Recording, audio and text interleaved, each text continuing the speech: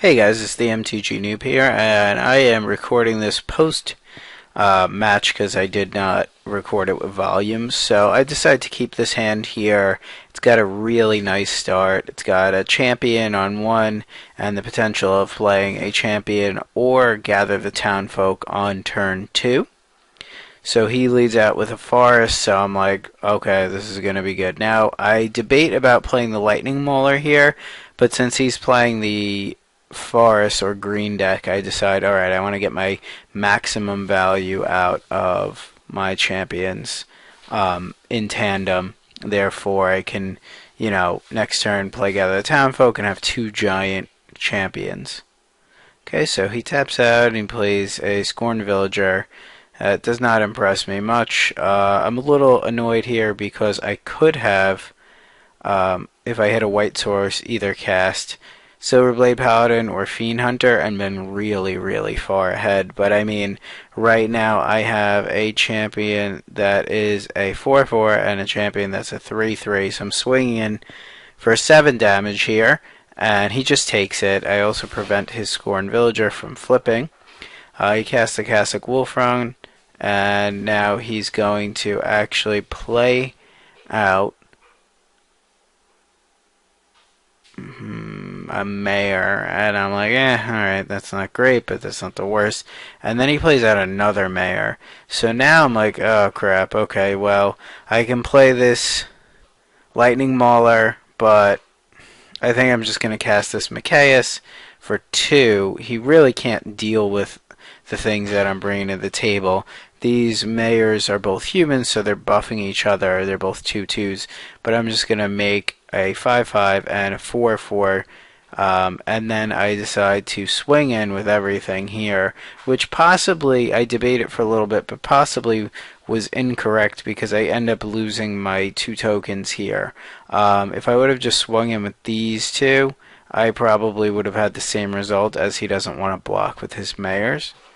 But I didn't want to miss out on damage, but when you think about it, even if I pumped with Micaius next turn, I would have 2 2/2s, which would have been way better. Okay, so he plays out a cavern, and don't remember what he names, to be perfectly honest. I apologize. Let me see if I can get this a little bit bigger here. Okay, I can't, so I'm sorry about that. So he plays out a Borderland Ranger, and then he plays out another Villager. So now at this point, I'm like, oh crap, he's got a 2/2, a 2/2, a 4/4, and a 3/3, and I'm really wishing I would have saved those tokens.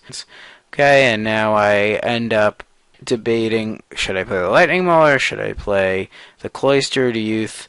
I know I'm going to be bashing in with both of my guys. I'm not going to be bashing in with my Micaius.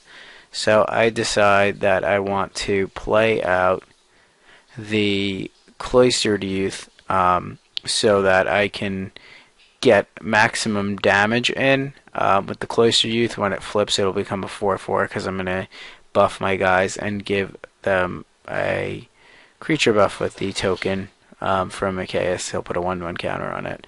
So I end up just bashing in. He decides to just chump here. And so since he's jumping, I don't decide to buff. There's really no point because it doesn't save my guys or do anything. It doesn't get through any extra damage. So I just wait here. And now he takes his turn, and he basically decides that he's going to probably be a little bit behind, and you're facing down a 6/6 and a 5/5 plus an active Micaius and a 1/1, and he just decides, alright, I'm going to scoop it up here. And then we go into sideboarding, and I decide to bring in different things against him. I say, well, these Elite Inquisitors are pretty good because they are good against werewolves. I bring in the Nearheath Pilgrims and the Pillar of Flames, and then the the Riders of Gavany. And then I decide, alright, well, I gotta cut a lot. So I cut the Cloistered Youths and the Lightning Maulers right off the bat because I don't really want to be playing the aggro game here, so I cut the Hell Riders as well, and that is, I need to make one more cut, and I have a bunch of Thalia's in still, so I go ahead and cut a Thalia because I don't really like it that much in this matchup because he doesn't have too many spells from what he showed me there. Yeah, and then I just pause, and then we start the game. I love pausing. Okay, so this hand's interesting. I decided to keep it. I think it's actually pretty good in a sense where I can name human off this cavern, and then I can have, you know, my white and red mana. I also have a Slayer Stronghold, which is nice. Now, the vampire actually isn't amazing as I thought in this matchup. I mean, that's a human right there, so we're going to get by that. So I'm sitting here. Okay, so I decide to bite the bullet and name human, and then I'm going to play the Near Heath Pilgrim, and it's going to come down, and I do decide to give it lifelink. Actually, on second thought, that was my original play. But then I'm thinking, well, you know what? He is actually green and blue, so I decide I'm just going to force this Mikaeus here. I don't think there's that much he can do about it. The worst case scenario that can happen is that he bounces it, and then I just replay it for bigger later, and then this way I can get these tokens down, and that's going to become pretty formidable on my side of the field. So then a little bit of time passes, and he's thinking, wondering, okay, so he plays a Champion of Lambholt here, and I'm just like, oh crap, that's not good, because, I mean, right now I could bust right through it, it's not going to be an issue. I decide that I want to go with the Near Heath Pilgrim here, because I actually can't play the Gather the Townfolk, because I can't make white mana for spells. I can only make white mana for creature type humans. So I decide to pair these guys up here, and I actually make a minor misplay here, I believe. What I wanted to do, Mikaeus is only a 1/1, so I wanted to sorry, something screwed up. Okay, so he makes a Deranged Hermit, and I don't really make a misplay there. I thought I did originally, because I wanted to get the extra life from the noble attached to the Near Heath Pilgrim, but I don't end up going with that. And he kind of explodes here and plays two humans. His mayor buffs the champion, so now he's got a 4/4 champion kind of racing in here. I'm going to grow my Mikaeus by a counter, and then I'm going to untap, and you're going to see I draw Fiend Hunter. So now I'm sitting here, I play out my mountain, but I can cast nothing from my hand, and it's pretty frustrating because I can't even activate Slayer Stronghold, but because the mayor itself is gonna flip, and that sucks. Then, on top of that, I really wanted to bash in with my Pilgrim here, since I won't be able to block anything, since this champion is bigger. But I was kind of worried he might just trade out with the Deranged Assistant, and then I wouldn't be able to gain any life. So that was just not a really good series at all. Here he plays another Champion of Lambholt. This is mainly just to buff his other one and make it really, really hard for me to block, like never gonna ever block. Now I'm just sitting here and I'm just like, oh crap, I'm gonna be taking a beating here. So he bashes in, and he ends up tagging me for, I believe it was 9 points of damage. I could be incorrect, but I'm pretty sure, yeah. It was 8 points. So he hits me for 8 points of damage, and I'm just sitting here at this point like, oh great. And now he gets a wolf on top of it, which makes both of his champions even larger again.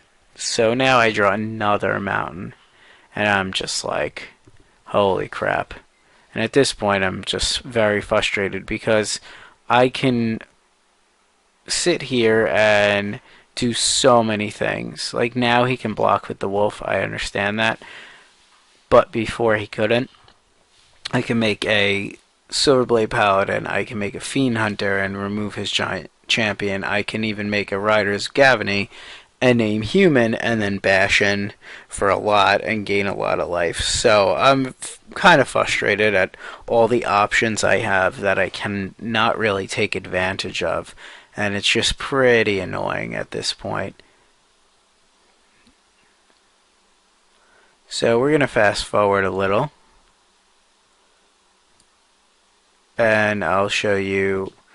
So I decide not to, he decides not to block, and then I realize, oh, that was kind of a dumb move, because I wanted to end up getting in there with my Micaiah. So right here I decide I probably should have pumped, since I won't be able to block anyway, and then I could have forced in an extra 2 points of life gain. So now he just pumps his champions one more time. Everybody's getting big. Everything's going crazy on his end. He is at 6, so if I would have made that play, I could have actually had him at 4. Now he decides to hold some guys back, and the thing is, now I go, alright, well, I'll tap here, and instead of putting a counter on everything else, which was probably incorrect, I end up just buffing my Micaiah. Now that was probably wrong. And here I draw another Riders, and I'm just like, oh crap. But I determine, alright, I'm going to play this out here. Maybe he makes an incorrect block. I swing in with both guys, and he decides to play Gnaw to the Bone, and I just go, oh, alright, well, I've pretty much had enough of this, because he's going to gain some life, I'm going to bash in, and it's all going to be for nothing. Now that Gnaw to the Bone is going to buff his life up some. And he blocks, and I find it strange that he would block with the wolf there, so then he makes the correct block, and blocks the wolf on the noble. And I decide, alright, well, you know, it's fine, I'll just try to gain some life here myself. And I actually gain 11 life, and his Gnaw to the Bone earned him 6 life, but I just give him the good game, because 17 life isn't enough, he just has a ton of guys.